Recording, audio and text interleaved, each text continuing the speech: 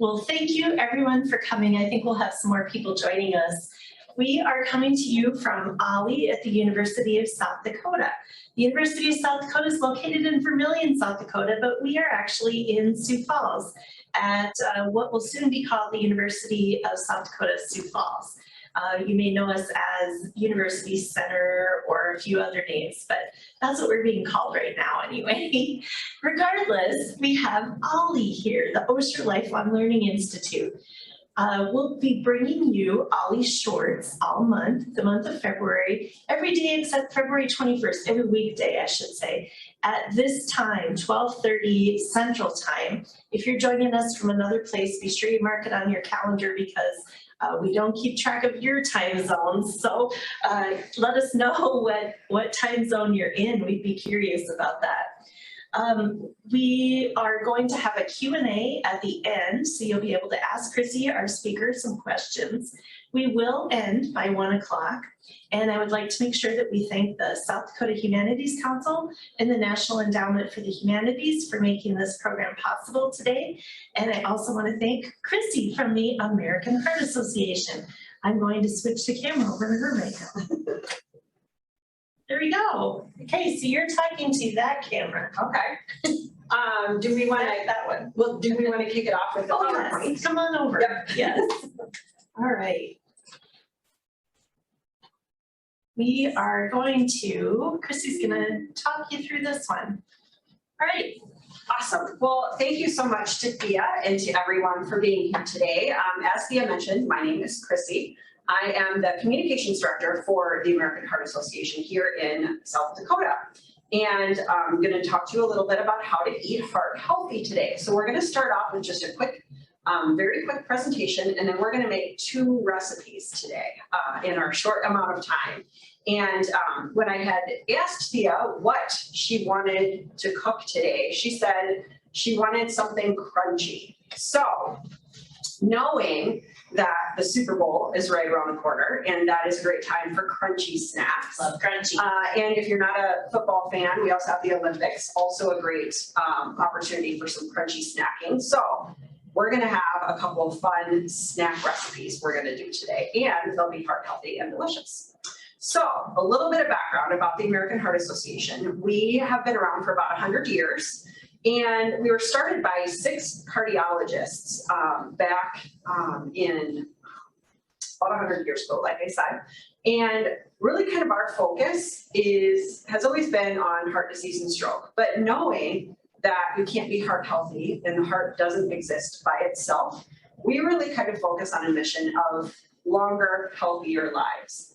And we know that what you do that is good for your heart is also good for your brain. And conveniently enough, it also can be really good to prevent against a number of other chronic diseases like diabetes or cancer or anything else.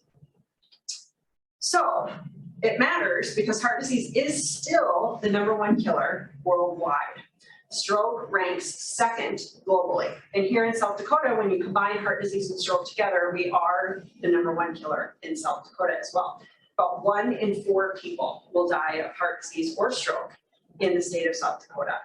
So even when those conditions don't result in death, they can cause disability and diminish your quality of life. And so by preventing heart disease, preventing a heart attack or stroke, you can actually lengthen your life. It matters, like I said, it can be prevented. And so the things that we can do to prevent it is, we're going to talk through some of those. But the biggest takeaway here is that there are some things you can't control. You can't control your genetics. You can't control getting older as much as we would love to. You can't control, being a man or a woman. A lot of those things, are outside your control. But the things that you can control are your lifestyle choices. And so we recommend basically 4 things: eat smart, add color, move more, and be well. If you're doing these things, you're going to be kind of living a heart healthy lifestyle. Today, as part of our presentation, we're going to really focus on these first 2 categories here, that eat smart and add color. And so with the recipes that we're doing today, we are going to be very veggie and fruit forward on them. And they also include whole grains, which is another positive. The reason this matters is that our diet is a challenge for us. And about 1.5% of American adults eat the type of diet that the American Heart Association recommends. So let me just say that another way. 98% of us are not.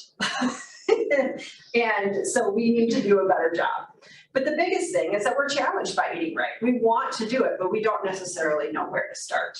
And that's where the American Heart Association can come in. We can help you with learning the things that you need to do, making those healthy food choices. You don't have to be a professional chef to be able to create really nutritious, heart-healthy meals for your family at home. The trick is that we want to eat more of the things on the left-hand side of the screen, and we want to eat less of the things on the right-hand side of the screen. Pretty simple. But you'll also notice that I didn't say we're never going to eat the things on the right-hand side of the screen, right? Because we know that one of the joys of life is ice cream and cake, and having a little bit of that every now and then makes life a little sweeter. The other thing, another tip, is we do want to be aware of serving sizes. So I was at my local grocery store the other day and shopping for meat, and they had 12-ounce sirloin steaks on sale. And I was looking at that and I thought, gosh, that's a really good price. The thing to remember is that a 12-ounce sirloin is 4 servings of meat. So if you bought that 12-ounce sirloin steak, it should theoretically feed 4 people. We don't think that way in South Dakota. So that's something to just be aware of. 4 ounces is typically the right size for a protein. The other thing we're going to talk about is adding color. So we want to make sure that we're eating a lot of fruits and vegetables. So an easy thing is just add color at every meal. So we want to have fruits and vegetables every time we sit down and have a meal, and eat them as snacks as well. And the other thing to remember is that everything is good for you. Fresh, frozen, canned, dried, all colors count. Now, there are some tips and tricks that we can use to make these things maybe a little bit healthier. So for example, with canned fruits and vegetables, we want to make sure that if it's packed in a salt, like a canned salt, we want to rinse that out. And with fruits, we want to make sure that we're buying canned fruits that are packed in their own juice, and then maybe rinsing those off as well. We want to avoid those really sticky sweet syrups. You can also eat seasonally, and those are just kind of some fun tips for kind of the fruits and vegetables that are in season at different times of the year. Here in winter, we are in the season of citrus, and so there's a lot of citrus fruits, root vegetables, and ironically enough, leafy greens also. Some additional tips and resources. We do have all of the resources, recipes that we're doing today can be found on our website at hearth.org/recipes. There's a ton of really good recipes out there, but the other thing that I love about this site is that it has a lot of good short videos to teach you specific cooking skills. So for example, we're going to cut a mango today. There's a video on the website that shows you how to cut a mango. So you're going to learn it here, but if there's other, fruits or vegetables or things that you may be intimidated by, there's some really great tips and videos that show you how to prepare those. When you're shopping in the grocery store, you can look for the heart check mark. You know that if you see this, that it meets our heart healthy criteria. We also have cookbooks available online. And if you are passionate about your food and creating a better world around food, making sure that everyone everywhere has the opportunity to eat healthy, we do a lot of work around advocacy. And so if that's something that you're passionate about, we would love for you to join our You're the Cure network and make your voice heard on ways to make everyone heart healthier. So we're going to cook now. So I threw the 2 recipes in here. Like I said, they're online, but I'm going to talk through these. So we're making cinnamon sweet tortilla chips with fruit salsa. There's kind of the list of ingredients for the chips, and I'll talk through those here in a sec. The salsa, I will also talk through that. And then we're also going to make a bean dip, because everybody loves bean dip when you watch football. But this is going to be a Mediterranean heart healthy version. So I'm going to pop over here and start cooking. So like I said, the first thing we're going to make today is going to be the cinnamon sweet tortilla chips with fruit salsa. And if I can get this glove on my hand the right direction. So start off with, you're gonna wanna make your chips. And I don't have an oven here, so I pre-made these at home and brought them in, but I'm gonna quick talk through how you would make these. So first thing, you wanna buy corn tortillas. These are 6-inch round corn tortillas. And when you get them, just you cut them into 6 pieces. So you have 6 little triangles. And you're just gonna take those triangles and you're gonna create like a little syrup to go with it. So to do the syrup, you're gonna use, this is Tortilla, no, there, okay. It is a liquid 0-calorie sweetener. And the recipe does call for cinnamon flavored. I was not able to find that in my local grocery store. So I've got a workaround for you. So we're gonna use some of this. We're gonna use some olive oil. We're gonna use some cinnamon. We're also gonna use some salt, mix it together in a bowl, and then put your chips in and just use your hands to get those chips nice and covered with all of that cinnamon goodness. Lay them out flat on a baking sheet and bake them for about 5 to 7 minutes at 400 degrees. Pull them out of the oven, flip them over. That's the hardest part of this whole recipe, is getting all those chips flipped over. Put them back in the oven, and then when you pull them out, just let them cool, and you have these fantastic, and I don't know, you can kind of maybe hear, they're crunchy and they smell amazing. They're so yummy, that little bit of cinnamon sweetness on there. So those are the chips. Now we're gonna make our salsa to go with it. So this is a fruit salsa. The first thing we're gonna do is we're gonna cut up this mango. And mangoes, when you look at them, you can see that they're kind of oval shaped, and they're definitely skinnier on one side than the other. And so you're gonna take the end where the stem is, put that down on your cutting board, and on the long side, you're just gonna take a nice sharp knife, and you're just gonna cut right down the side here like this. And you can see in the middle, what we're doing is we're cutting around, there's a big seed or a big pit right in the middle of this mango. And so we're cutting around to avoid that pit that is in the middle. So this is the worst part, is that you really can't use the rest of this because that pit is in there. So now what we're gonna do, and this is the avocado trick, is we're just gonna take our knife and very carefully, making sure that we're not cutting through the skin, we're just gonna dice inside the mango. So I'm doing this direction. And because we're making a salsa and we want these kind of small, I'm gonna set this down here. I'm doing about a 1/4 inch little dice here.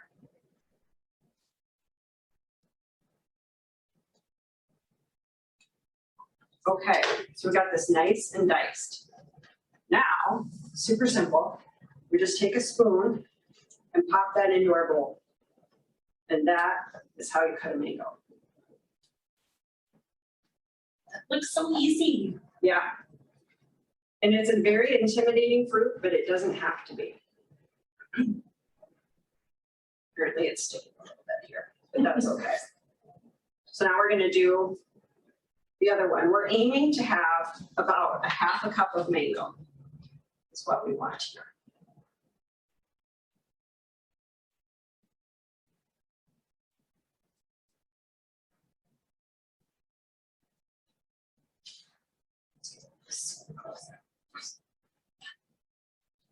So you can see we've got like a nice little dice here.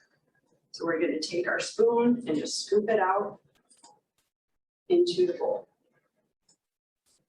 Like I said, we're aiming for about a 1/2 cup of mango for our salsa. There we go. So we've got our mango in here. Just going to stir that around. And then with the rest of the salsa, it's pretty much, you're just gonna chop your ingredients and dump. So I've pre-chopped a lot of this. So we've got some, 1 orange here that I diced up into just very small little dice. So we're gonna mix that in. Orange in there. And then I also have a kiwi fruit here that I peeled and diced. Again, nice small little dice. Kiwi fruit in there. And then we also have these, this is canned pineapple tidbits. And so they're very small pieces of pineapple, canned in their own juice. We drain the juice away, and we're just gonna use the pineapple tidbits here. So put those in. And then I have some strawberry here. Again, diced it up real fine. Have our strawberry. And the next thing we need is a little bit of lemon zest or lime zest. And so I've got a lime here, and I've got a microplane grater. Say that 5 times fast. And we're just gonna use a little, just that fresh lime. Smells It adds such a good flavor. Okay, so we've got a little bit of that. We're just gonna put that right in here. It's gonna add such a good flavor to this.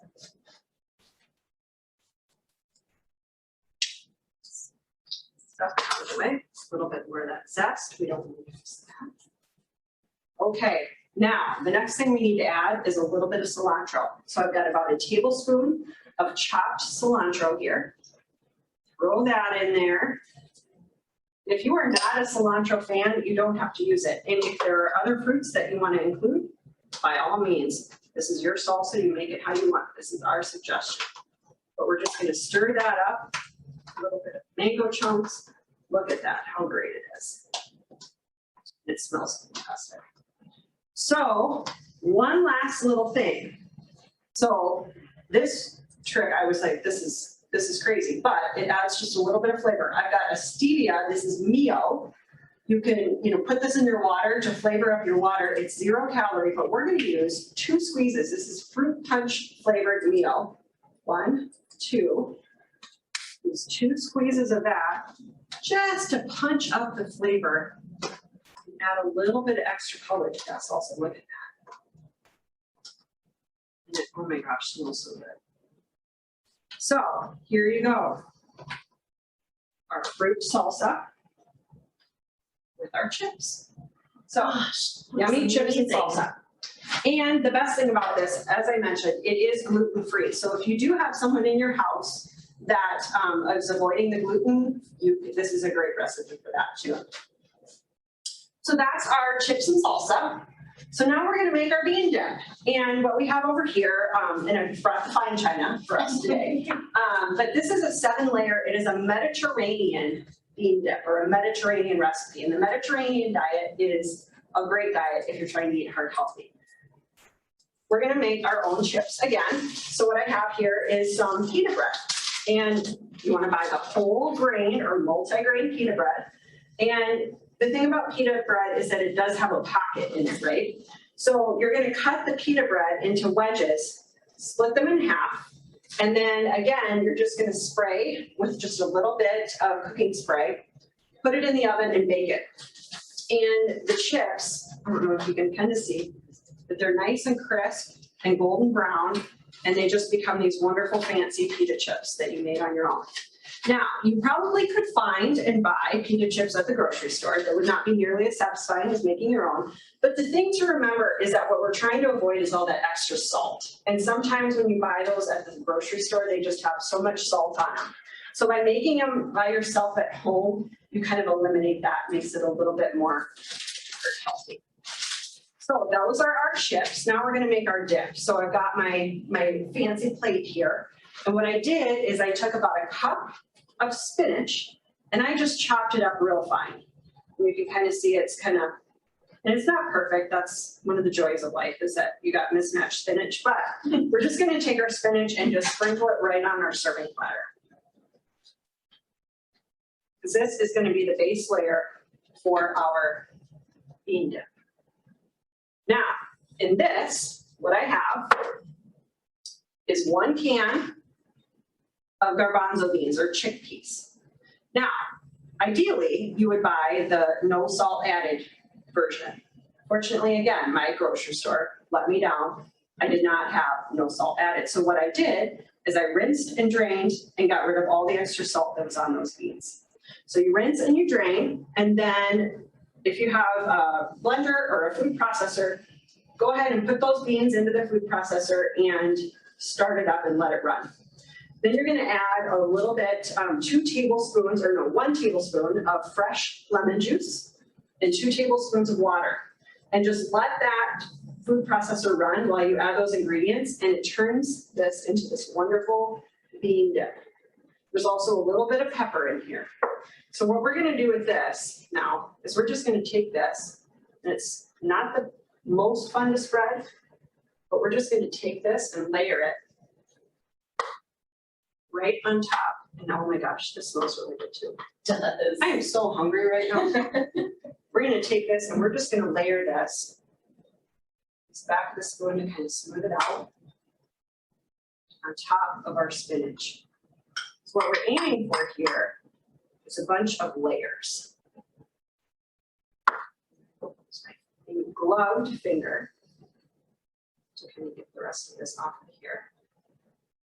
Spread this around a little bit. Because what we want is when you dip your chip into this, you get all of the layers in one bite. So we've got it nice and spread around there. Perfect. Okay, so that is our first layer. So we've got the spinach and we've got the beans. Maybe slide this over here a little bit closer so we can get into that camera a little bit more. Got our spinach and our beans. I cheat sheet out here. Now, the next layer we want to do is we're going to do a little bit of oregano, a fantastic Mediterranean spice. We're just going to sprinkle a little bit of oregano right there over the top. And that's going to add so much flavor.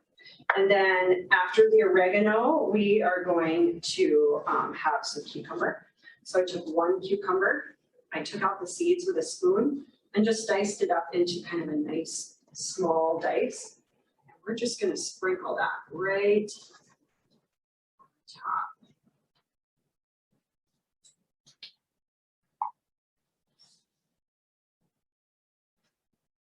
Spread it out. We get a little bit of cucumber. That's our next layer. Now we're going to do a layer of tomato. So I took 1 tomato, kind of a medium size, and I used Aroma for this because they have a few less seeds in them than some of your other kinds of tomato. So just diced up Aroma tomato here. Do another layer. Sprinkle this all over.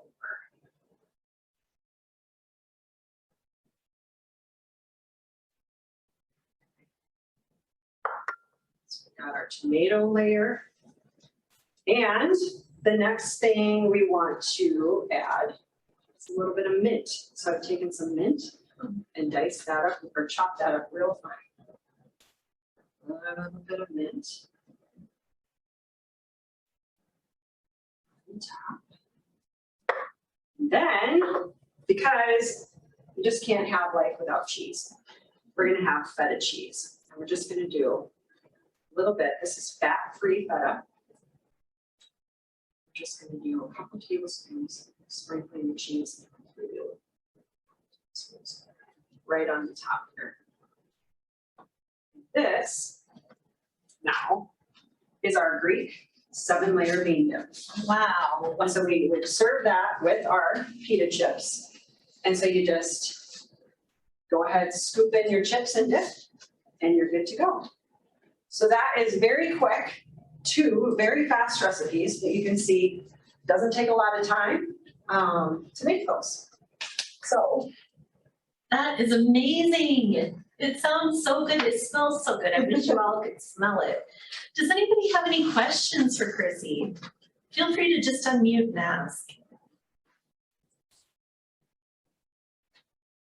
Do you grow your own mint or do you buy that at the grocery store? Or? So this I did buy. I normally during the summer I do have an herb garden that I do, but this year it something just did not go very well with my herbs this year, and so I did buy the mint at the grocery store. But you can definitely mint, basil, sage. Definitely grow your own herbs if you're interested in doing that. Dill is really easy. Hmm? Yeah, and dill is one of those things that if you do not like someone, just plant some dill in their yard because it will quickly take over. Any other questions? Are the recipes on the hearth.org/cookbooks or recipes site? Say that again, I missed the first part of that question. Are the recipes that you just made on your hearth.org/recipes website? Yes, they are. They are on there. And I can also have Thea send out links to the recipes as well. But if you go to heart.org, there is a magnifying glass in the top corner. And so you could click on that and just search. And honestly, if you just search for mango, for example, it should pop up as, a part of that recipe or the same thing. Or you can go to that recipes.heart.org site and search for the recipes by name. Thank you. I haven't sent out the newsletter today, so for those of you who are OLLI members in South Dakota, I'll put a link in the newsletter too. If you need a link, you can always email us too at olli@usd.edu. Any other questions? Looks good. Chrissy, thank you so much. You're very welcome. It was my pleasure. It was great to have everyone here. Check back with us next week. We've got programming all week for you at 12:30 Central Time, OLLI at USD. Thanks for joining us.